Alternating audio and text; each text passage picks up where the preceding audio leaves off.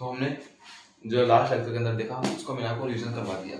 क्या बोला कि हमने किडनी का बारे में रिवीजन कर लिया, हमने नेफ्रॉन्स के बारे में रिवीजन कर लिया। अब देखेंगे किडनी के लास्ट पॉइंट है हमारा, लास्ट टॉपिक था कल के लेक्चर का, इसका नाम था फंक्शन ऑफ किडनी के फंक्शन, जिसके अंदर मैंने फर्स्ट फंक्शन किडनी बताया था यूरिफॉर्मेशन। हमारी जो किडनी है उसका जो मेन फंक्शन है वो क्या है, यूरिफॉर्मेशन। यूरिफॉर्मेशन हमारे 3 स्टेप में होता है। कौन कौन सी? अल्ट्राफिल्ट्रेशन, सेलेक्टिव रीअब्जॉर्प्शन और फिर ट्यूबुलर सिक्रेशन। कौन कौन सी? अल्ट्राफिल्ट्रेशन, सेलेक्टिव रीअब्जॉर्प्शन और ट्यूबुलर सिक्रेशन। 3 स्टेप्स, 3 प्रोसेस होती है इसकी यूरिफॉर्मेशन की। यूरिफॉर्मेशन की 3 स्टेप होती है, ultrafiltration, selective reabsorption, third step है ट्यूबुलर सिक्रेशन। अब अल्ट्राफिल्ट्रेशन के अंदर हमारा क्या होता है कि प्रेशर काम आता है, 3 टाइप के प्रेशर काम आते हैं। कौन कौन से?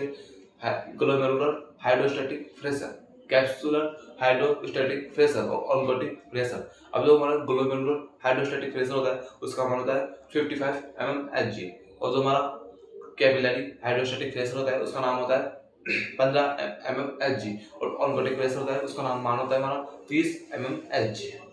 ये होता है हमारा first ultrafiltration process. Second step के अंदर हम सेलेक्ट होते हैं, जो हमारे वापस उनका रीअब्जॉर्प्शन करते हैं, किसका? जो हमारे यूरिन के लिए हेल्पफुल होते हैं। जैसे कि ग्लूकोज बीसीटी के अंदर 100% ग्लूकोज का और अमीनो एसिड का रीअब्जॉर्प्शन होता है, और 62% बाइकार्बोनेट्स और सोडियम का 65% बाइकार्बोनेट्स का रीअब्जॉर्प्शन होता है। किसके अंदर? पीसीटी के अंदर।